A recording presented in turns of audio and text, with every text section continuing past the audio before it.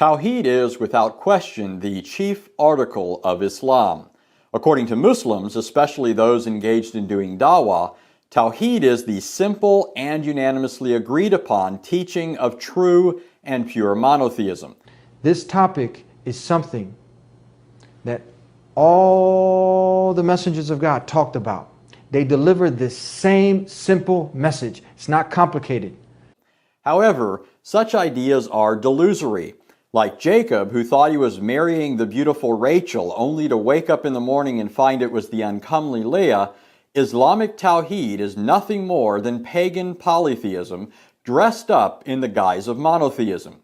Moreover, Tawhid is neither simple nor agreed upon, but is extremely complicated and commits one to all sorts of conceptual muddles, doctrinal errors, and practical inconsistencies, which is why Muslims throughout history have stridently and even violently disagreed with each other over matters related to Tawhid, such as whether Allah is seated aloft on a throne held up by angels, and thus excluded from the world, especially the bathroom, which seems to be the chief concern of some Muslims, or if he's everywhere present and closer to people than their jugular veins.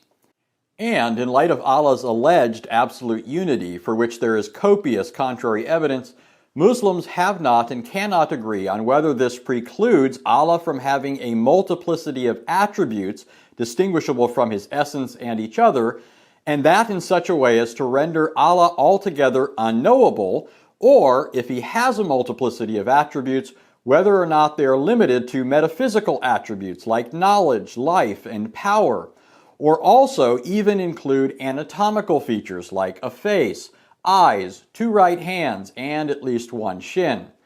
Because Tawhid is neither simple nor agreed upon, Muslim scholars like Al-Tamimi, in contrast to rank-and-file Muslim propagandists, could say, "The realm of the names and attributes of Allah is regarded to be one of the most dangerous areas because of the fact that it has been the subject of severe and complex differences."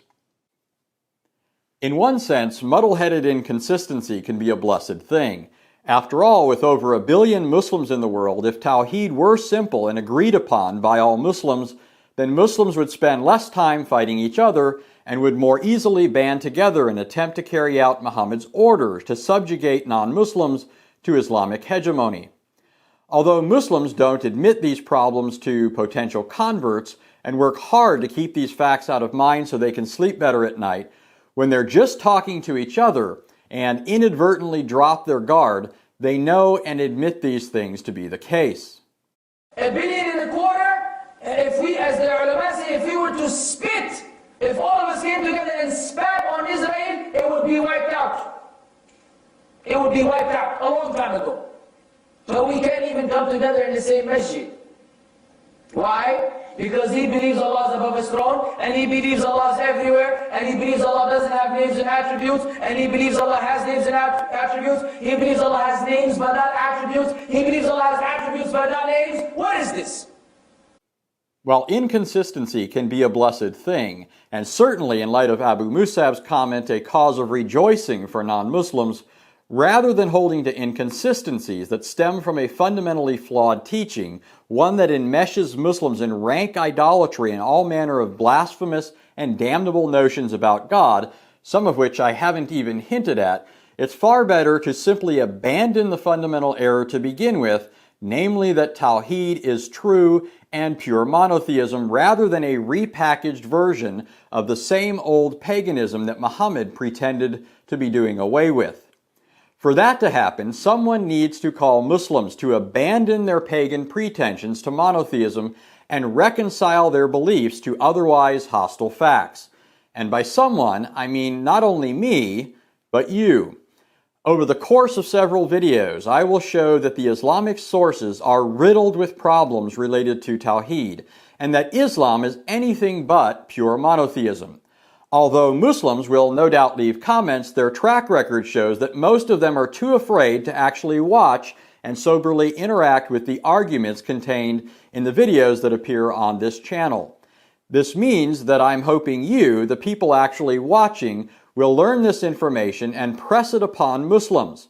Of course, any Muslim is free to surprise me by actually watching and trying to respond, but I'm not holding my breath.